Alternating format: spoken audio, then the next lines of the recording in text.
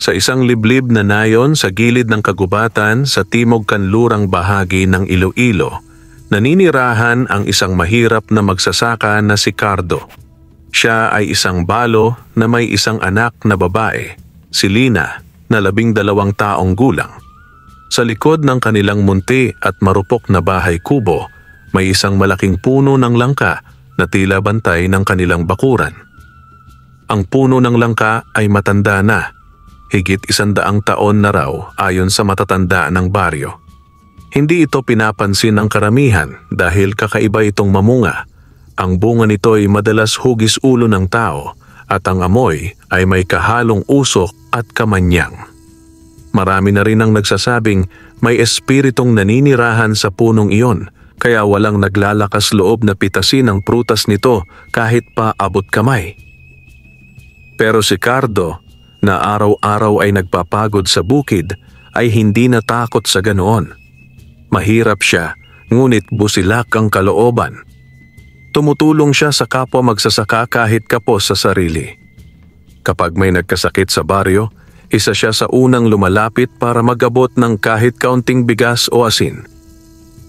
Isang gabi, habang ang kanyang anak ay tulog na, si Cardo ay lumabas para kumuha ng tubig mula sa poso. Malamig ang hangin at tahimik ang paligid maliban sa huni ng mga kuliglig. Paglingon niya sa puno ng langka, may nakita siyang liwanag sa ilalim nito, parang gaserang may bughaw na apoy. Lumapit siya, maingat ang bawat hakbang.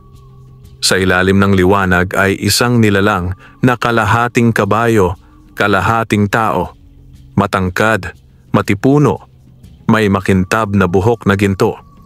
Ngunit ang mga mata nito ay hindi mabangis. Sa halip, puno ng lungkot at kabaitan. "Huwag kang matakot, Cardo," wika ng nilalang. "Ako si Abel, isang mabuting tikbalang. Dito ako naninirahan sa punong ito mula pa noong panahon ng inyong mga ninuno." Napaatras si Cardo, ngunit hindi niya nadamang may panganib. "Anong kailangan mo sa isang tulad kong dukha?" tanong niya. "Hindi ikaw ang kailangan ko, kundi ang iyong kabutihan," tugon ni Abel.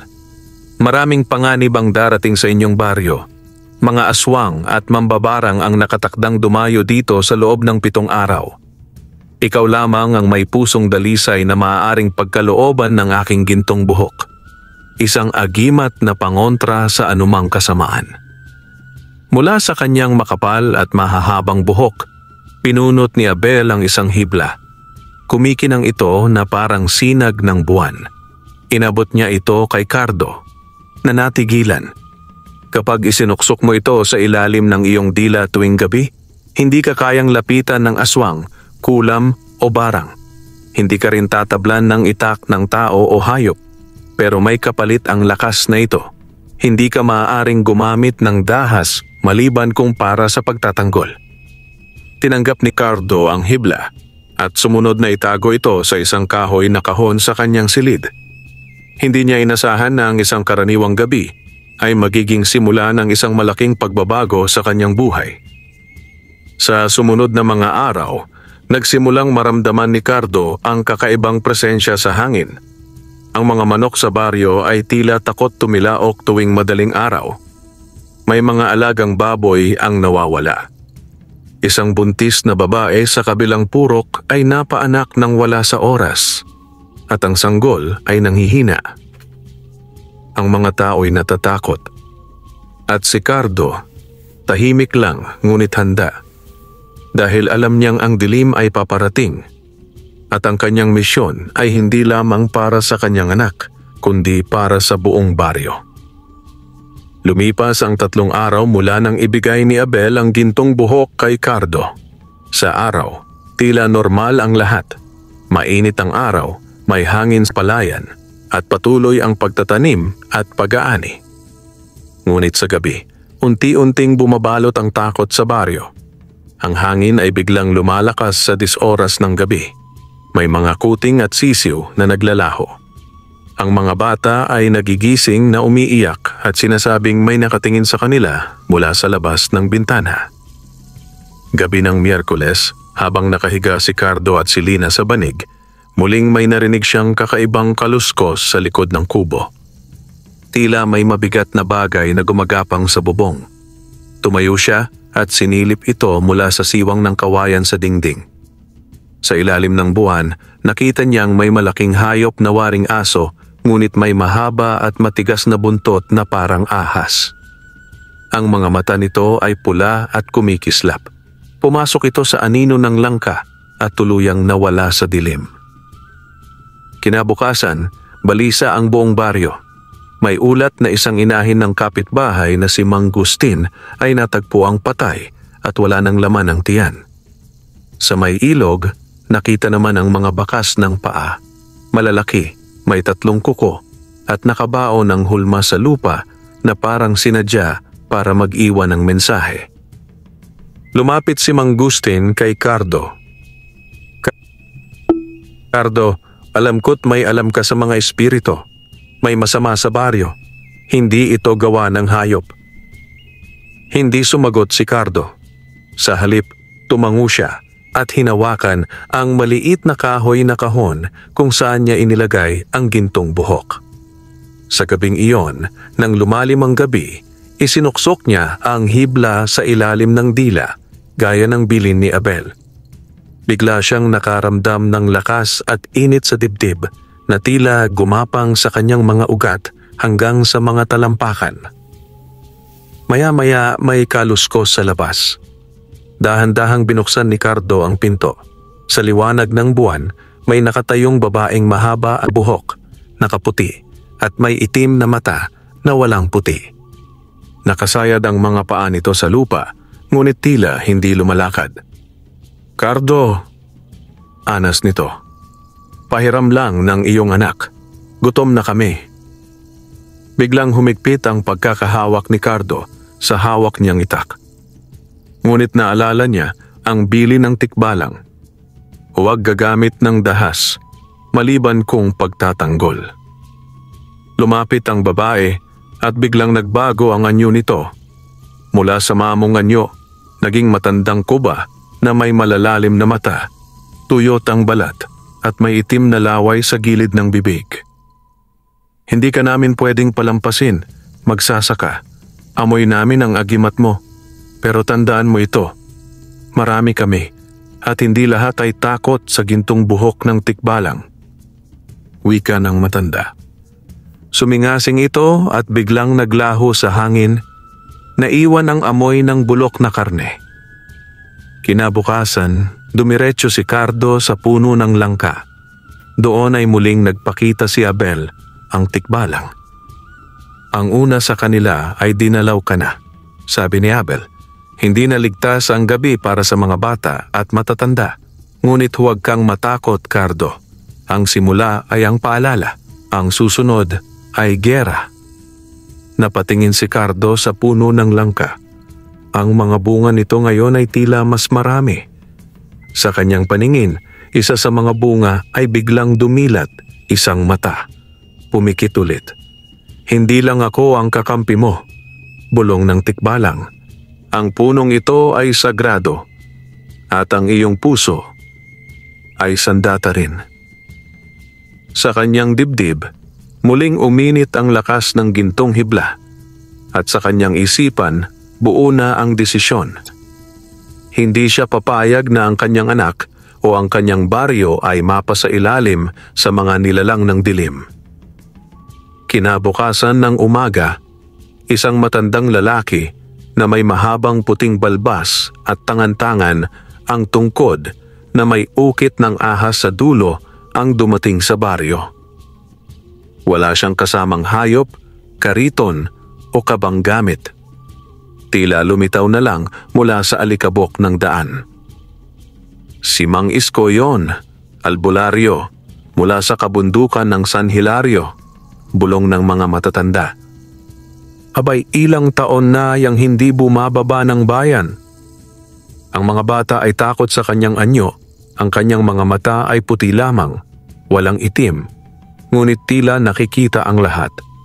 Ang kanyang tinig ay mahina, ngunit bawat salitang lumalabas sa kanyang bibig ay may bigat na tila bato. May salot na paparating, anya habang nakatayo sa gitna ng plaza ng baryo. Hindi ito simpleng aswang, mga pinunong mambabarang, mga tagapagmana ng lumang kasunduan ng kadiliman. Nagtipon ang mga tao, nakikinig sa bawat salita ng matanda. Ang ating baryo ay matagal ng saksi sa pakikibaka ng liwanag at dilim. Ngunit ngayon, muling ginigising ang kapangyarihang taglay ng lupa. At sa huling gabi ng kabilugan ng buwan, magpupulong ang mga nilalang ng kadiliman sa ilalim ng punong walang anino. Napatayo si Cardo sa gitna ng karamihan. "Anong dapat naming gawin, Mang Isko?" tanong niya. Tumingin ang matanda sa kanya, diretso sa mga mata. "Ikaw ang may gintong hibla. Nararamdaman ko ang agimat sa ilalim ng iyong dila. Ngunit hindi sapat ang isa. Kailangan mo ng kakampi. Hindi sapat ang lakas, kundi ang kaalaman." Lumapit si Mang Isko at inilabas mula sa kanyang sako ang isang lumang aklat. Gawa sa balat ng kalabaw at may nakaukit na sinaunang baybayin. Ang aklat ng mga anting at pangontra. Bihira ang nakakakita nito. Sa tamang pag-unawa, ito'y pwedeng panangga, pero sa maling kamay, kasangkapan ng kapahamakan. Inabot niya ang aklat kay Cardo. "Itago mo ito, basahin mo sa gabi, at huwag mong hayaang makita ng may masamang layunin." Tumango si Cardo. Sa gabing iyon, habang si Lina ay natutulog, binuklat niya ang aklat. Ang bawat pahina ay puno ng mga anting-anting, orasyon, gayuma at sumpa. Isa sa mga unang aral na binasa niya ay, "Sa pagitan ng mga anino, matatagpuan ang tunay na anyo ng halimaw. Ang hindi natatakot tumingin sa dilim, siyang nakakakita ng katotohanan." Biglang lumamig ang hangin. Narinig ni Cardo ang kaluskos sa bubong, mas mabigat kaysa dati. Tumigil siya sa pagbasa. Kinuha niya ang itak sa tabi ng banig at dahan-dahang lumabas ng kubo. Sa ilalim ng liwanag ng buwan, nakita niyang nakadapo sa sanga ng puno ng langka ang isang malaking uwak. Kasing laki ng aso, may 3 mata sa noo at ang mga kuko ay tila bakal. Isa sa mga bantay ng mambabarang. Bulong ng tinig sa kanyang isipan. Tinig ni Abel, ang tikbalang. Humuni ang uwak. Malalim, parang sigaw ng sanggol na umiiyak.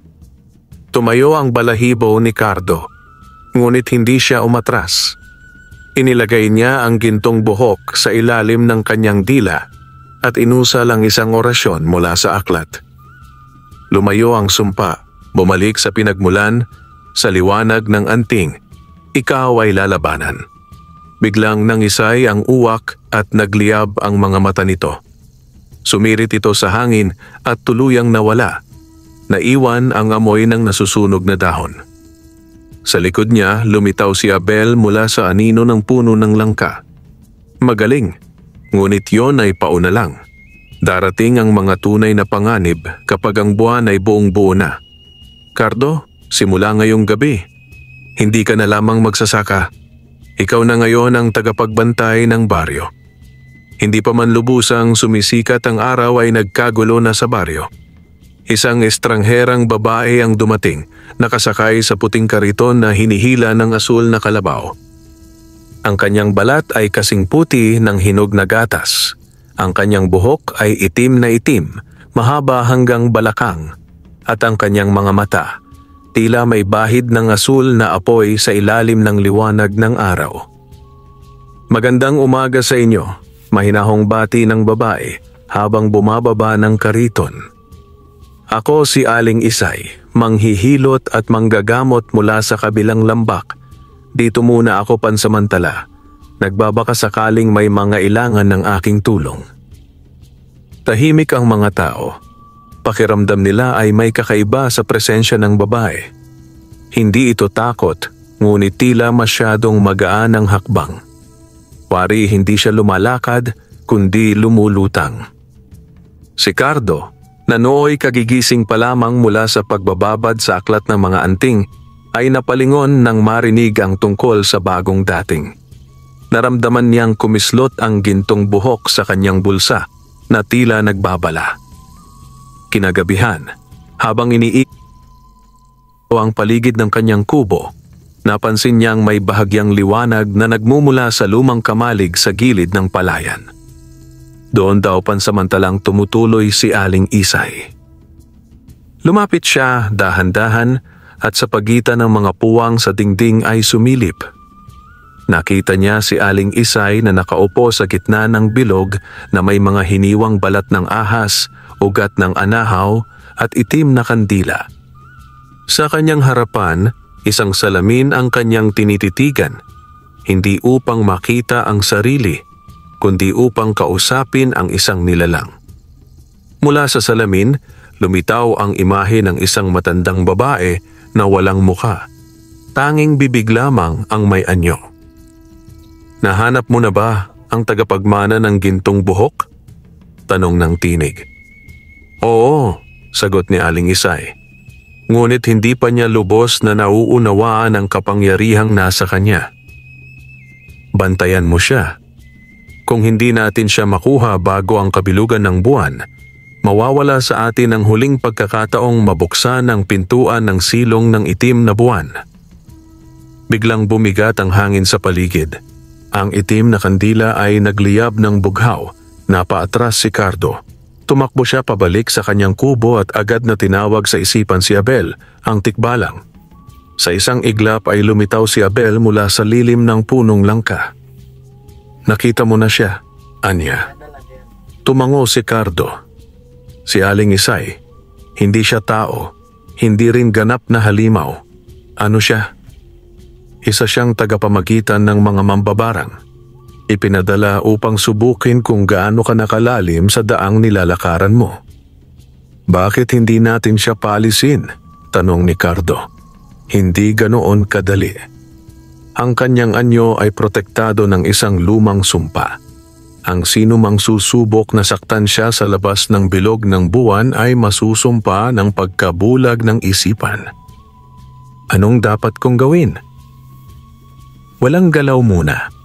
Obserbahan siya. Sa ikapitong gabi, kapag ang mga uwak ay lumipad paikot sa kanyang kamalig, saka natin sasalubungin ang kanyang tunay na anyo. Dumaan ang mga araw na may kaba sa dibdib ni Cardo.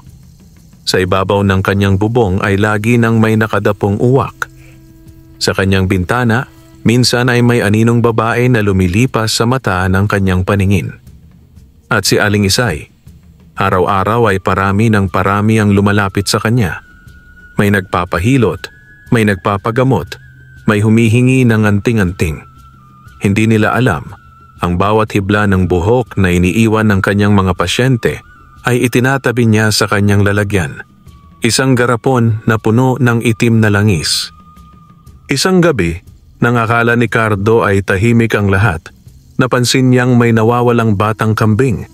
Sa paghahanap, nakita niya itong nakasabit sa sanga ng puno. Walang dugo, ngunit walang laman ang loob ng katawan. Pagsapit ng ikapitong araw matapos dumating si Aling Isay, kakaibang katahimikan ang bumalot sa buong baryo. Mula sa silangan, dahan-dahang gumapang ang isang hamog na itim ang kulay, tila usok mula sa sinunog na tuyong damo, ngunit malamig at mabigat sa dibdib. Ang mga aso'y tahimik, ang mga manok ay hindi tumilaok. Parang pinigil ng kalikasan ang kanyang hininga. "Dumating na siya," bulong ni Abel, na muling lumitaw mula sa lilim ng punong langka. Ang kanyang mga mata ay kumikislap sa ilalim ng dilim. "Kailangan na ba nating kumilos?" tanong ni Cardo, habang nakahawak sa kanyang itak na may inukit na panalangin Latin at pinahiran ng langis ng kamangyan. "Hindi pa," sagot ni Abel. "Ngunit dapat kang maghanda. Ang gabi ngayong ito ay pagsubok. Sa hating gabi, bubuksan ni Aling Isay ang pintuan sa pagitan ng daigdig ng mga tao at ng sinsay ng itim na alon kung saan isinisilang ang mga nilalang na walang kaluluwa." Napalunok si Cardo. Muli niyang hinawakan ang gintong buhok ng tikbalang sa kanyang bulsa. Mainit ito, tila buhay at humihinga. Habang papalapit ang gabi, napansin niyang ang mga tao sa baryo ay tila nagiging kakaiba. Ang ilan ay hindi na kumikibo, ang iba na may parang may iniinda. Masakit ang ulo, nangangayayat o basta na lamang nawawala at kinabukasan ay parang walang nangyari. Nalalasahan na nila ang usok ng itim na hamog, paliwanag ni Abel. Unti-unti silang binubulag ng mambabarang. Bandang 11:00 ng gabi, habang naglalakad si Cardo sa gilid ng palayan, may narinig siyang mahinang ungol. Sumilip siya at nakita ang isang batang babae na may lumalabas na itim na likido mula sa bibig. Nakapikit ito, nanginginig, tila pinapasukan ng espiritu. Bigla siyang nilapitan ng isang anino, mabilis, malamig, at amoy ng bulok na dahon. Ngunit bago pa man ito makalapit, nagliwanag ang kanyang bulsa. Ang gintong buhok ng tikbalang ay nagningning.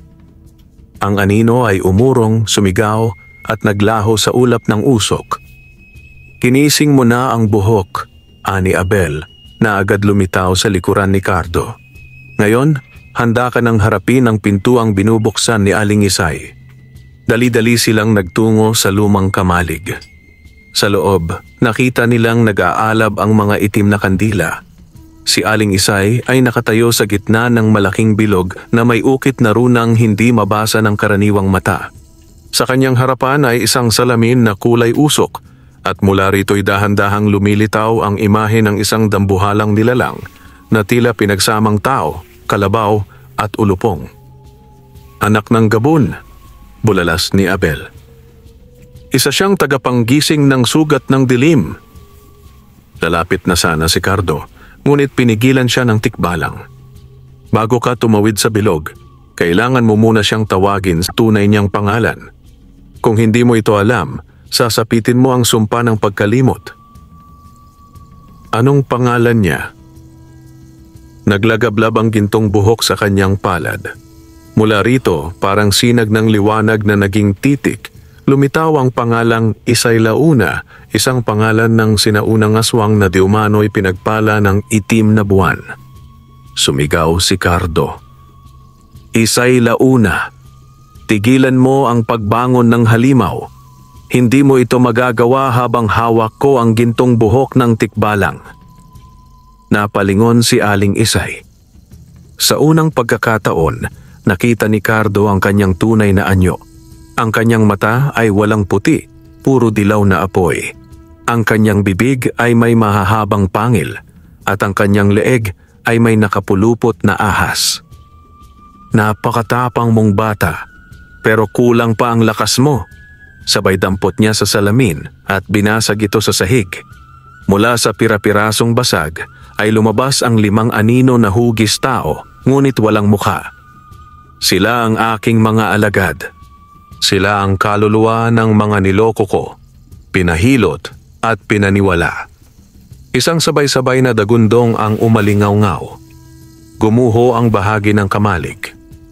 Tumakbo si Cardo, sabay-sabay ng tubig dasal sa paligid, na natutunan niya mula sa aklat ng mga anting. Isa-isa, ang mga anino ay sumisigaw at naglalaho sa liwanag ng gintong buhok. Pagkatapos ng ilang saglit, naubos ang mga anino. Ngunit wala na si Aling Isay. Hindi pa tapos ang laban, ani Abel. Nagtagumpay siyang mabuksan ang pintuan kahit saglit lamang, at sa sandaling iyon, may lumusot na isa. Napalingon si Cardo. Sa gitna ng bilog, may naiwan, isang sanggol na kulay uling, may pulang mata at nakangiti. Tahimik ang paligid habang nakatitig si Cardo sa nilalang na naiwan sa gitna ng bilog. Ang sanggol ay nakapikit, ngunit ang katawan nito ay kulay abo, parang abo ng sunog na kahoy. Sa noo nito ay may pulang hugis buwan, at ang paghinga nito ay tila may kasamang lagitik ng nagbabantang kidlat. Hindi yan basta sanggol, bulong ni Abel na nasa likod ni Cardo. Isa siyang batang walang hininga. Ipinanganak sa pagitan ng 2 mundo, pinanggalingan ng matinding kasamaan. Pero sanggol siya, ani Cardo. Hindi ko kayang... Wala pa siyang lakas ngayon, sagot ni Abel. Ngunit sa susunod na kabilugan ng buwan, kapag hindi napigilan ang pagtubo ng sungay niya sa noo, magiging ganap siyang halimaw. Isa sa pinakamatinding tagapagdala ng barang at salot. Lumapit si Cardo. Tumigil siya sa gilid ng bilog, inabot ang gintong buhok sa kanyang bulsa at itinapat ito sa sanggol. Nagliwanag ito at ang bata ay napangiwi, tila nasasaktan. Ngunit imbes na mamatay o matunaw gaya ng inaasahan ni Abel, ang bata ay biglang napaiyak at sa unang pagkakataon, lumabas sa bibig nito ang isang salita. Cardo. Napalayo siya sa gulat. Narinig mo yon? Tumango si Abel na ngayoy tila nag-aalangan.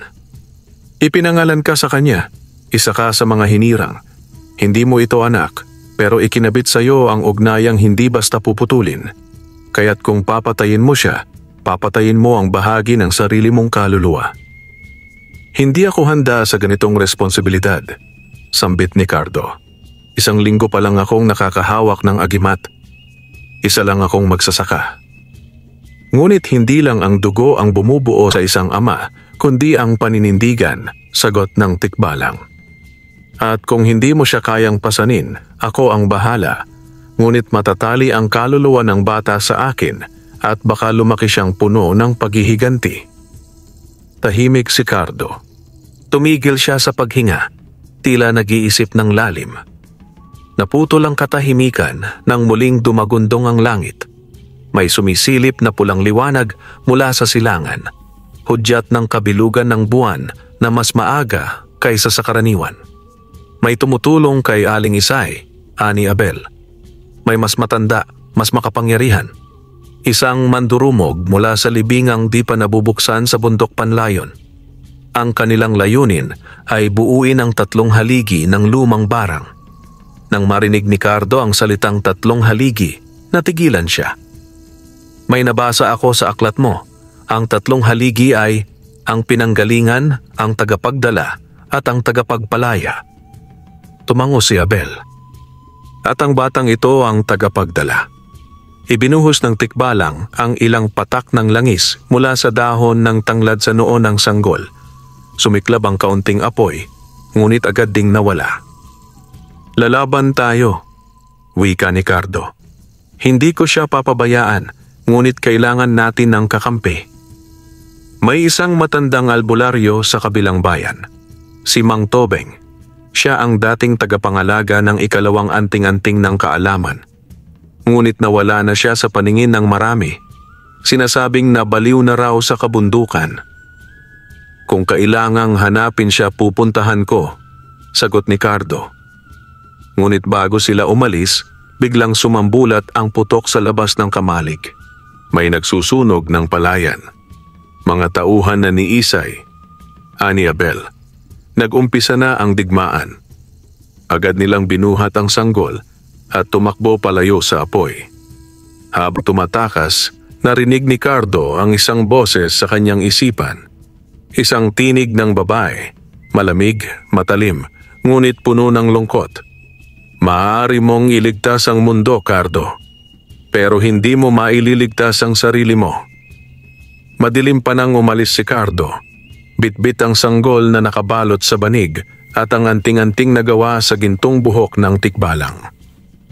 Nasa likod niya si Abel, na ngayoy anyong tao, isang matangkad na matandang may makapal na balbas at mapupungay na mata.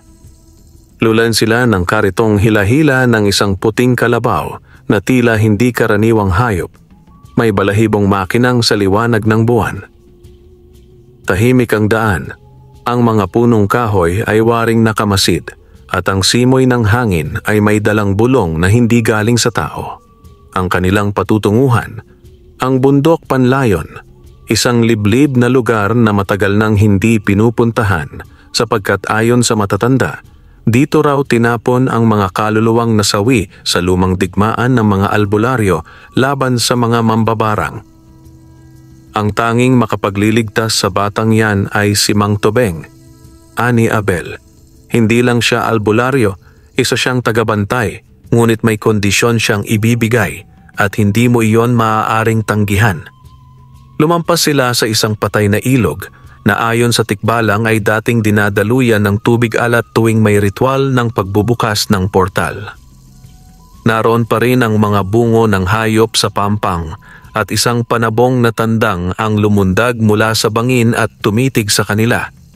Nagsisindi ang mga mata sa pulang apoy. Alay yan noon sa mga engkanto. Ngayon, bantay na siya ng mga ligaw na espiritu, paliwanag ni Abel. Walang imik si Cardo, pikit ang bata, ngunit muling narinig ni Cardo sa kanyang isip ang tinig nito. Ayaw ko pong sumama sa dilim. Ang tinig ay mas malinaw kaysa dati. Parang tumatanda. Parang mabilis ang paglaki sa loob ng katawan nito. Nang marating nila ang paanan ng bundok, sinalubong sila ng dilim na hindi gawa ng gabi. Isa itong usok, itim, makapal, may halimuyak ng sinunog na dahon at pinigilang luha. Biglang tumigil ang puting kalabaw. Nagsimulang manginig. Hindi siya makakaakyat, ani Abel. Kailangan nating maglakad mula rito. Habang paakyat, may maririnig silang hikbi ng mga batang nawawala. Tunog ng palahaw ng mga inang iniwan at lagapak ng kahoy sa kahoy. Tila may ginagapos at pinaparusahan sa loob ng mga puno. Ano to? Tanong ni Cardo. Ang bundok ay sumisigaw ng mga alaala ng nasawing mga tagapangalaga. Kailangan mong tibayan ang loob mo. Huwag kang makikinig sa kanilang bulong. Babala ni Abel. Sa tuktok ng bundok, naroon ang isang matandang kubo na halos natabunan ng mga baging at tuyong kawayan. Nang lapitan nila ito, biglang bumukas ang pinto. Lumabas ang isang matandang payat, balingkinitan, na may mahabang buhok hanggang talampakan. Walang suot na pang-itaas, ngunit ang kanyang katawan ay punong-puno ng lumang baybayin at ang kanyang mga mata ay mapurol, parang hindi nakakakita, pero tila alam kung sino ang nasa kanyang harapan. Matagal ko nang hinihintay ang pagdating mo, anak ni Uldarico, bulong nito kay Cardo. Ang lalaking tumalikod sa kanyang kapangyarihan para mamuhay bilang magsasaka. Hindi ko siya kilala, sagot ni Cardo. Ngunit dumadaloy ang kanyang dugo sa iyong mga ugat. Ikaw ay bunga ng pagtalikod sa kapangyarihan. At ngayon, ikaw ang magbabalik ng balanse. Inilapag ni Cardo ang sanggol sa banig. Gusto ko siyang iligtas. Turuan mo ako. Ngumiti si Mang Tobeng. Hindi mo kailangan ng aral. Ang kailangan mo ay pagbitaw. Pagbitaw? Upang mailigtas ang batang yan, kailangan mong ibigay ang isang bagay na hindi mo na mababawi kailanman, ang alaala ng iyong ina. Napatras si Cardo. Ang kanyang ina, si Aling Rosa, ang siyang nagtaguyod sa kanya sa kabila ng kahirapan, ang tanging dahilan kung bakit siya nagpupunyagi. Bakit iyon? Dahil ang alaala ng pagmamahal ang panangga ng masamang espiritu. Kung kukunin ito ng halimaw, kaya nitong pumasok sa pinakabanal mong diwa. Ngunit kung wala na ito, mawawalan siya ng daan. Tahimik si Cardo. Muling tumulo ang luha niya. Ang puso niya ay nagngangalit, hindi dahil sa takot, kundi sa matinding kalungkutan. Piliin mo, alaala ng ina mo, o buhay ng batang ito, hindi pwedeng pareho. Lumapit si Abel. Hindi ko makikialam. Ito ay pagpili ng tao, hindi ng nilalang. Umangat ang kamay ni Cardo, hawak ang gintong buhok ng tikbalang. Isinilid niya ito sa bibig ng sanggol at sa kanyang isip ay bumigkas ng isang dasal na hindi niya alam kung saan nagmula. Sa ngalan ng liwanag na walang pangalan, isinusuko ko ang alaala ng dakilang pusong nag-aruga. Palitan mo ng lakas na hindi matitinag sa dilim. Umilaw ang buong bundok. Tumilapon si Cardo at tuluyang nahimatay. Sa kanyang panaginip may isang babae sa dilim na umiiyak. Anak, huwag mo akong kalimutan. Ngunit pagdilat ni Cardo, wala na siyang maalala tungkol sa kanyang ina. Ni muka, ni tinig, ni yakap. Ang tanging naiwan ay ang bata sa kanyang harapan. Ngayoy may mga matang bughaw at isang ngiti ng kapayapaan. Bumalik si Cardo sa kanyang kubo, bitbit ang sanggol, na tila ba ibang-iba na ngayon. Ang kanyang mga mata ay bughaw na kumikislap, at ang balat nito'y tila may manipis na gintong sinag kapag nasisinagan ng araw. Tahimik lamang ang bata, tila ba alam na nito kung saan siya naroroon at kung anong kapalaran ang naghihintay sa kanila. Samantala, sa kabilang dulo ng gubat, isang masamang puwersa ang bumangon. Sa ilalim ng ugat ng isang matandang punong balete, nagsisimula ng gumalaw ang mga inukit na buto, pinatuyong balat at mga amuletong may punit na pangalan. Mula sa putik ay sumulpot ang isang nilalang. Mahaba ang buhok, baluktot ang katawan at may mga palasong tinik na nakabaon sa likod. Ito si Mandurumog, isang makapangyarihang mambabarang na ilang dekadang naipit sa pagitan ng espiritual na daigdig at ng mundo ng mga tao. Nagising ako dahil sa gintong buhok ng tikbalang. Bulong niya habang kinakagat ang isang uwak na buhay at sinipsip ang dugo nito. Naramdaman ni Mandurumog ang presensya ng sanggol. May anak ng liwanag sa lupa ng dilim? Hindi ito maaaring mangyari. Agad siyang bumigkas ng isang panalay, isang uri ng madilim na orasyon na nagpapadala ng sakit at kamalasan sa kanyang puntiryang nilalang. Sa kanyang lumang batong altar, isinulat niya ang pangalan ni Cardo gamit ang itim na dugo ng bayawak. 3 gabi. Sa 4 gabi, papatayin ko ang magsasaka at ang batang liwanag ay magiging akin. Samantala, si Cardo ay tila nawala sa ulirat. Hindi na niya maalala ang muka ng kanyang ina. Kahit anong pilit, blanko ang kanyang gunita. Ngunit ang kakaibang pakiramdam ng pagkawala ay hindi na niya naiyak. Sapagkat pati ang emosyon ay tila binura na rin. Isa itong kapalit, ani Abel, habang nakaupo sa puno ng langka, nakasabit ang buntot sa sanga. Pero buhay siya, sagot ni Cardo habang pinapatulog ang sanggol. At iyon lang ang mahalaga ngayon. Lumapit si Abel. Ngunit kailangan mong malaman ang totoo. Ang batang ito ay hindi lamang niligtas. Siya ay piniling tagapagmana. Tagapagmana? Oo, ang gintong lahi ng mga tagapangalaga. Isa siyang alitap-tap ng panahon. May kakayahan siyang linisin ang mga salinlahi ng kadiliman. Pero habang bata pa siya, siya rin ang pinakamarupok. Kapag nahulog sa kamay ng mambabarang, magiging sandata siya ng kasamaan. Biglang humangin ng malakas. Umalulong ang mga aso sa baryo. Pumutok ang isang ilawan sa bahay ng kapitan. At sa langit ay may namuong ulap na kulay uling. Dumarating na si Mandurumog, bulong ni Abel. At alam niya na kung nasaan kayo. Hindi pa man sumasapit ang gabi, isang matandang babae ang pumunta sa bahay ni Cardo. Nakasuot ito ng itim. May makapal na belo sa mukha at may hawak na baston. Narito ako para dalhin ang bata sa mas ligtas na lugar, aniya. Ako si Nanang Koring, dating tagapangalaga ng sanggol ng liwanag. Ngunit hindi kumikibo ang bata sa kanyang mga bisig. Sa halip, bigla itong umiyak ng malakas. At lumabas mula sa bibig nito ang isang liwanag na tila apoy na ginintuan. Napaatras si Nanang Koring. Nahulog ang kanyang baston. Hindi ikaw si Nanang Koring, ani Abel na ngayoy nasa likod na nila. Nagsimulang magbago ng anyo ang matanda. Ang balat ay naging kulay abo, ang mata ay naging itim na walang balintataw, at ang bibig ay humaba ng tila sungay. Tumawa ito ng ubod ng lalim. Marurunong na rin pala kayong mangugat ng anyo, sabi ng nilalang. Ngunit hindi niyo ako mapipigilan. Sa 4 gabi, ang batang iyan ay sa akin. Pagkasabi niyon, naglaho ang nilalang sa isang ulap ng alikabok. Kinagabihan, nagsindi si Cardo ng mga kandila sa 4 na sulok ng kanyang bahay.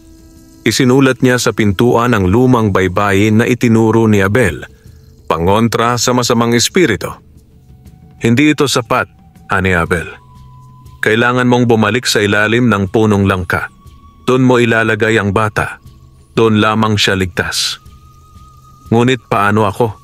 Paano kung habulin ako ni Mandurumog? Magsuot ka ng mutya. At ito, inabot ni Abel ang isang buhok niyang gintong na pahiran ng kanyang sariling dugo. Ay huling biyaya ng isang tikbalang. Ilagay mo ito sa puso mo. Gagabayan ka ng mga daan ng kagubatan at kahit anong mambabarang ay di ka mahahanap hanggat buo ang loob mo. Sa kalagitnaan ng gabi, umalis si Cardo bitbit ang sanggol at nagtungo sa ilalim ng punong langka. Doon niya inihiga ang bata, inilagay sa gitna ng bilog ng asin, dasal at kintong alikabok. Ngunit sa paligid, nagsimula ng gumapang ang mga anino, mga pugot na katawan, gumagalang pugot at mga uwak na may matang apoy. Nakahanda na ang unang gabi ng pagsubok. 3 gabi bago dumating si Mandurumog. Ang gabi ay hindi gaya ng dati.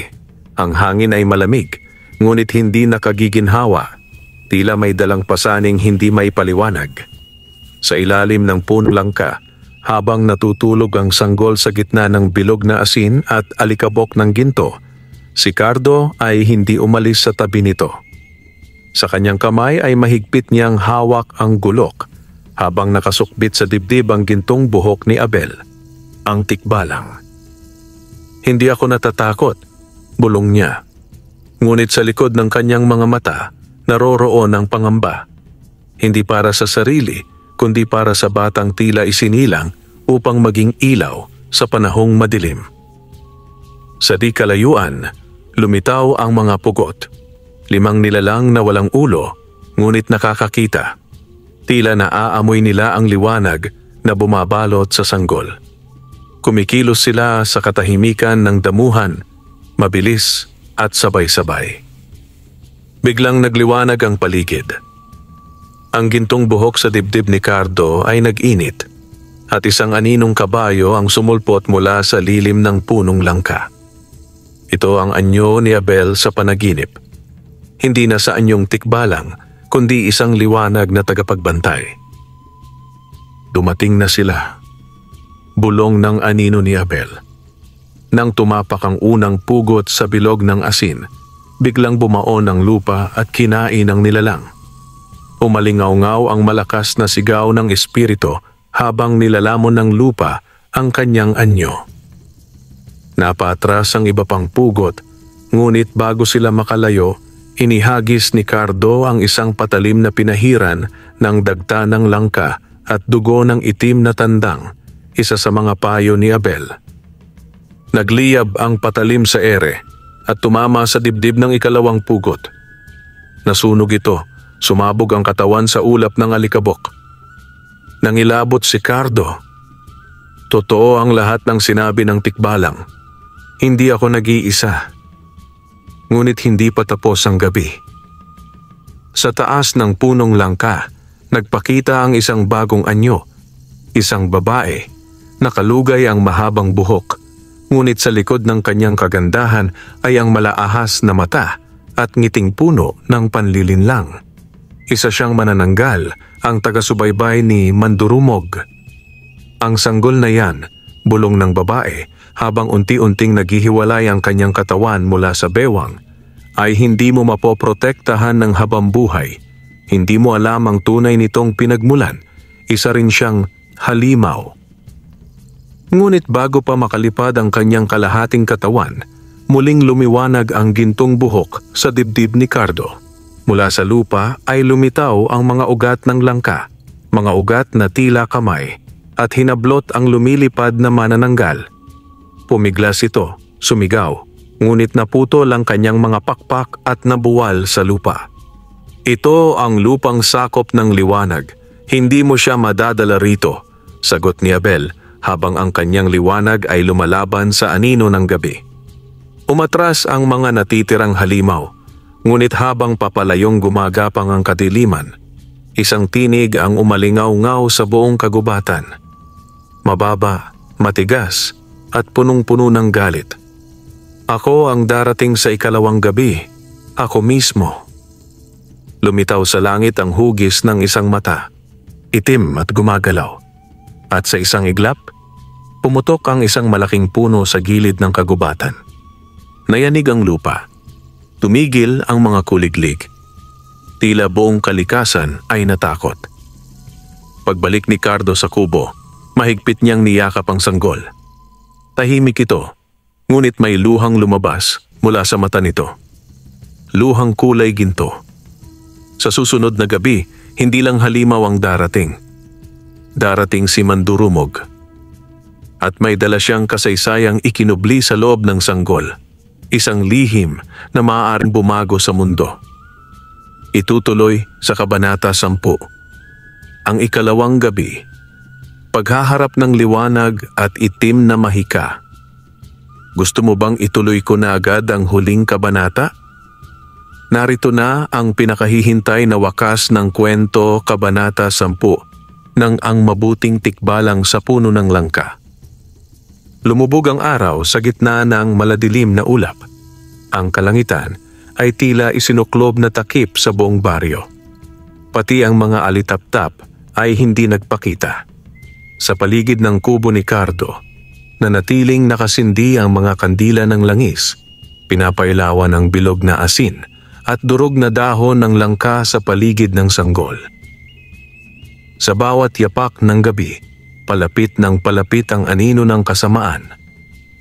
Si Mandurumog, pinuno ng mga mambabarang at alagad ng itim na mahika, ay dumating sa katawang puno ng anino. Isang dambuhalang lalaki na may katawan ng tao, ngunit may buntot ng ahas, balat ng kalabaw, at mga matang apoy. Ang kanyang pagdating ay sinundan ng pagkatuyo ng mga damo, pagkabulok ng prutas at pagputok ng mga palad ng puno. "Ilabas mo ang batang yan, Cardo." Boses niyang parang kulog na nagmumula sa ilalim ng lupa. "Alam mong hindi siya tunay na tao." Lumapit si Cardo, hawak ang gulok, habang kumikislap ang gintong buhok ng tikbalang na nakasukbit sa kanyang dibdib. "Alam ko kung anong ipinaglihi sa batang ito.